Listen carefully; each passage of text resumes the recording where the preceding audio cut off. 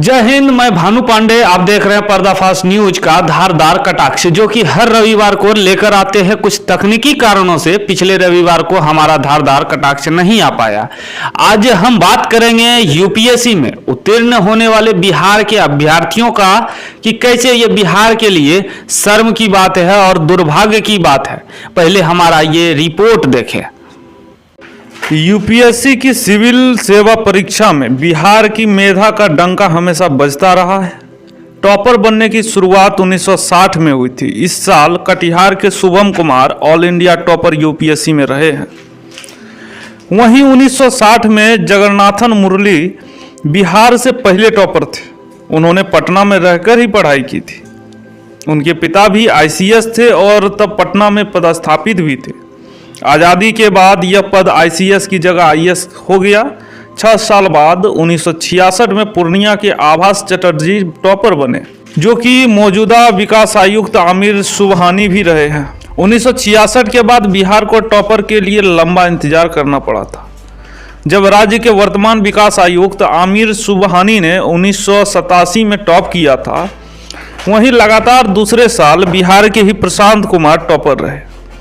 1988 के बाद सिविल सेवा परीक्षा में दर्जनों अभ्यर्थियों ने सफलता का झंडा गाड़ा, लेकिन ऑल इंडिया टॉपर का सन्नाटा एक बार फिर 9 साल बाद गया के सुनील कुमार बर्नवाल ने तोड़ा।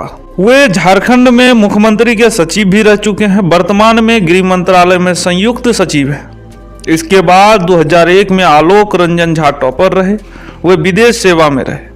इनके बाद फिर टॉपर के लिए लंबा इंतजार करना पड़ा और 20 साल बाद कटिहार के शुभम कुमार ने इस साल राज्य का मान बढ़ाया है। इसमें से कुछ ही लोग हैं जो बिहार में रहकर इस मुकाम को पाया है। बाकी जो भी है वो बिहार से बाहर जाके इस मुकाम को पाया। बिहार के शिक्षा व्यवस्था पर हंसी आता है, बिहार के शिक्षा प्रणाली पर हंसी आता है, बिहार के जितने भी नेता हैं उन लोगों पे हंसी आता है, क्योंकि जितने भी अभ्यर्थी बड़े बड़े पदों पर आज अपना सेवा दे रहे हैं वो बिहार के जरूर हैं, पर बिहार में रहकर नहीं बने हैं। वो बिहार के अलावा अन्य राज्यों में रहकर बने हैं और हमारे बिहार के मुखिया गर्व महसूस करते हैं।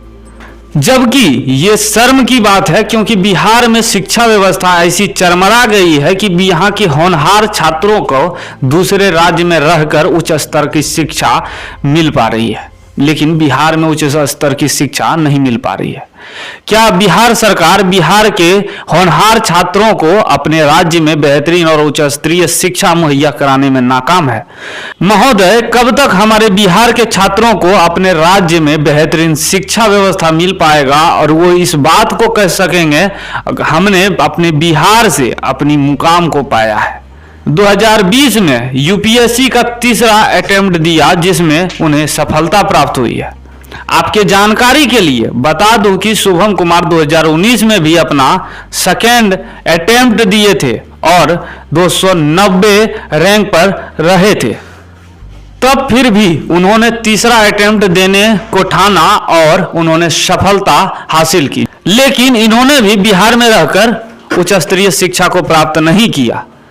और ये जो आज सफलता प्राप्त किए हैं वो बिहार में रहकर नहीं किए हैं। ये बिहार के शिक्षा व्यवस्था की सच्चाई को उजागर करता है। फिर भी आपको एक बार महाशय हम निवेदन करते हैं, कुत्ते का दूम नहीं बनिए। बिहार की शिक्षा व्यवस्था के साथ जो आप चीरहरण कर रहे हैं, जरा रोकिए और कुछ वास्तव में सुधारने का प्रयास कीजिए। भ्रष्टाचार से हटकर सोचिए ना। फिर हम भी नहीं करेंगे ये धारदार कटाक्ष, लेकिन जब तक नहीं आ जाएगा सुधार, हम हर रविवार लाते रहेंगे इसी प्रकार से धारदार कटाक्ष। धन्यवाद।